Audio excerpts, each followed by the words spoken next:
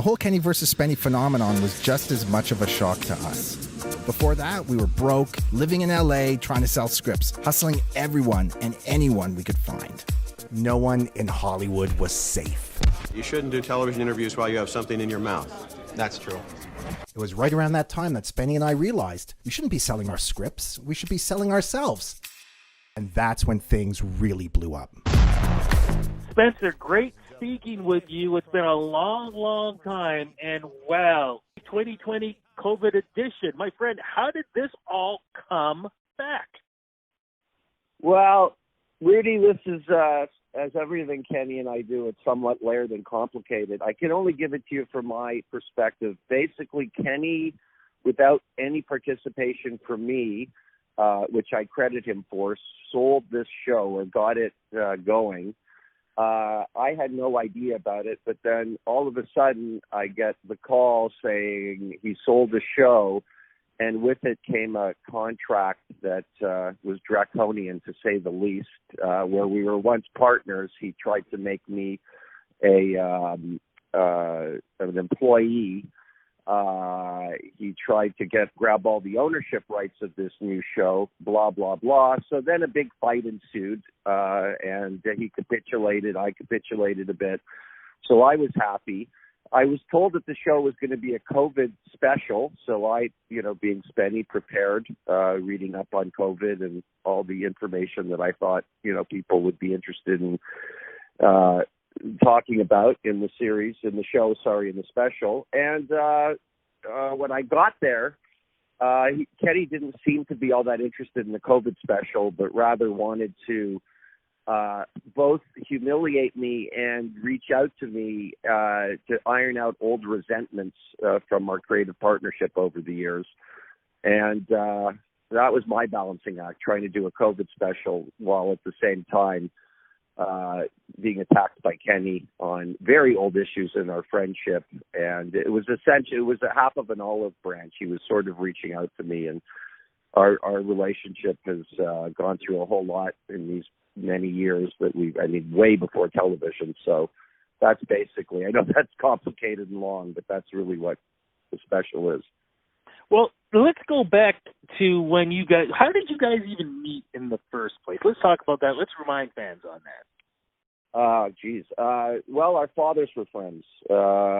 So we'd known each other, not close friends, but I'd known him, and I'm about 4 or 5 years older than he is. So I knew who he was, and we became friendly in high school, really. And Kenny likes to make fun of it because I was older than him.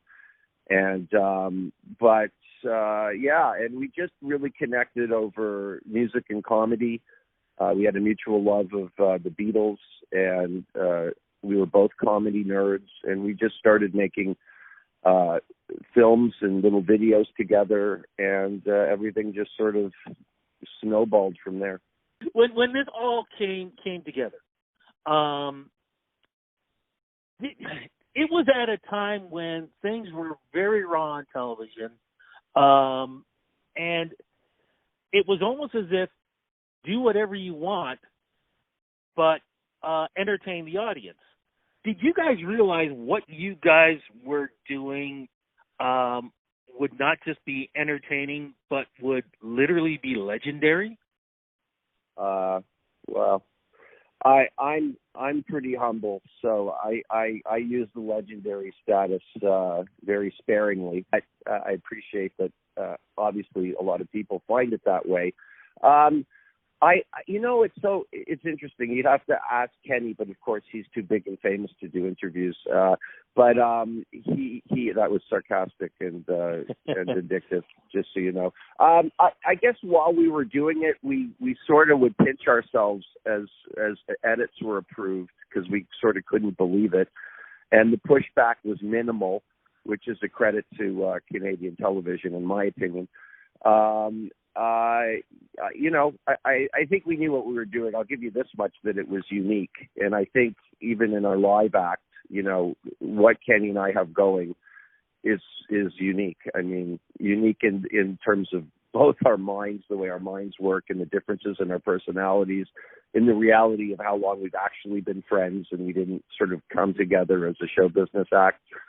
So, we're definitely different and funny, and people like what we do, but there's a lot of, there's a lot of underpinning to it that I think involves people, whether they realize it or not, philosophical underpinnings about good and evil, about all kinds of issues that, we don't try to think about, but they're just there.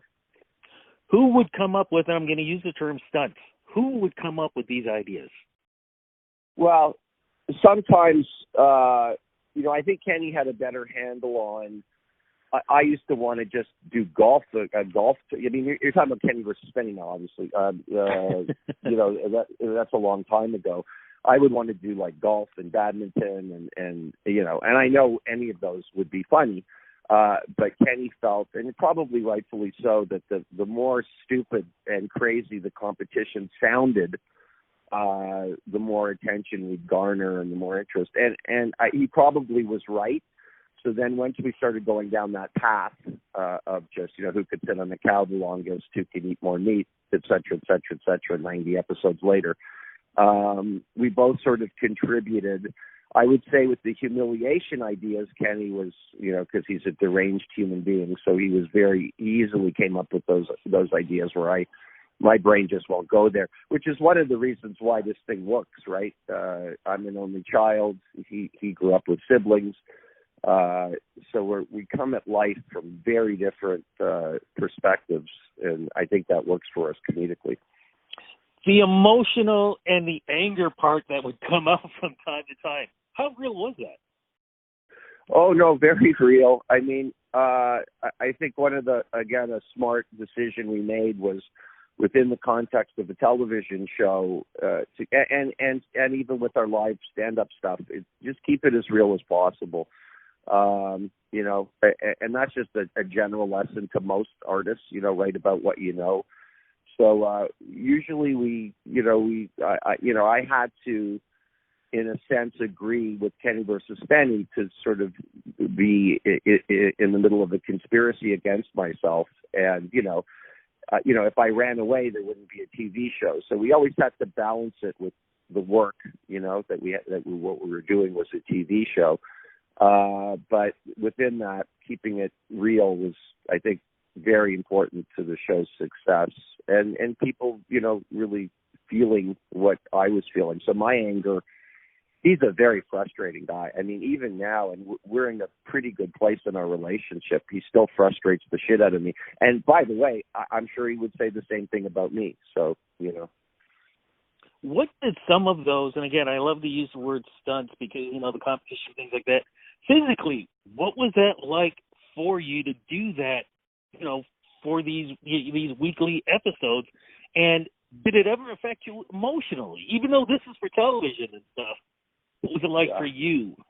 Well, I would say it affected me emotionally more than he did, but of course I was in a sense, the butt of a lot of the, conspiracies and a lot of the secret plans and a lot of that. In fact, I'm a paranoid person to begin with. So imagine having your crew being hip to what he's going to do, but no one's telling me. And that was how we got away with doing things without retakes, and so that you get actual reactions to real things. It was a pretty clever way of producing the show, actually, for what it was. Doing some of the stunts, if you call them, or competitions, they were horrible. I mean, and Kenny will say the same thing. Being strapped together in the 69 position in our underwear. I mean, this was not a normal job. I could go through a list of many of them, even, ones that seem rather benign. They kind of sucked to do. But we knew there was comedic value in it. And, let's be perfectly honest, we were being paid to do it. So, we did it. But, yeah, no, when I lost my temper, it was almost like there was no camera there, It pissed me off, and I think Kenny likes to say that, he didn't care and I cared, and maybe ultimately that's what it is, I think generally I do care about a lot of things, and he is, without saying it's a bad thing, he has a much more laissez-faire, easy come, easy go attitude. So, again, it's a perfect storm, really, in a relationship. When the series ended, where and you guys decided, I guess, to do your own things. What did you end up doing, and what did he end up doing before coming back to this? That's a bit complicated. So he had sold a show called Testes, and that was during the season of our show. So he was actually doing two shows at once, which is insane. And you know, power to him. That's an amazing accomplishment. I've been a professional musician for years, so I was playing music as a solo artist, sort of when we weren't working. And then once the show wrapped, I did a series called Single White SPENNY, which lasted one season. Basically, you know, some people liked it, some people didn't, but I guess Ken West was taken over by Shaw, and they killed all the comedy shows. So Kenny had another show as well, I think called Triumph of the Will. So, you know, we've been working together post Kenny versus Benny, doing live shows, which we love to do all over. We just did a show 4 days ago. We were in Regina and Saskatoon. We did 4 shows there. And I'm still doing music shows, and, you know, Kenny does his own various projects. I think it's healthy for us to keep busy outside of the bubble, but we appreciate the bubble nonetheless. Bringing this back for this special, I don't want to give anything away because I want people to watch this because basically you do some classic stuff in this. But the one thing that you do represent, which is what I did really enjoy, was not just the whole thing, but how you guys represented what's going on in Canada with COVID-19. Not just from the beginning, but basically at the end. Can we talk a little bit about that? I don't want to give too much away, but you basically brought people, basically it's what we see outside our windows and what's going on with COVID-19 and people's opinions.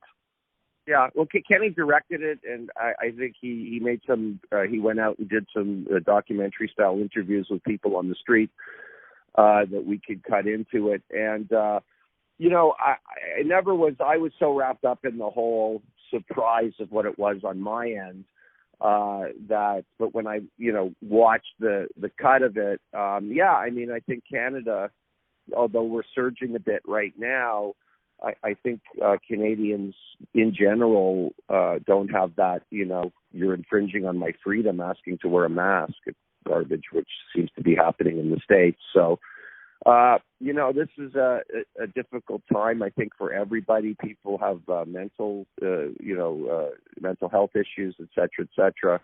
But, you know, I'm optimistic we're going to get through this. I think I'm proud of Canada, as always, in the way we've kept the numbers relatively low.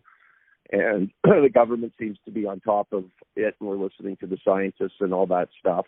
I'm glad you took that away from it, because I'm so wrapped up in it personally. I often forget that there's, you know, it's a COVID special. You know what I mean? No, and I think that definitely was a standout. Any chance for more specials with Kenny versus Spenny?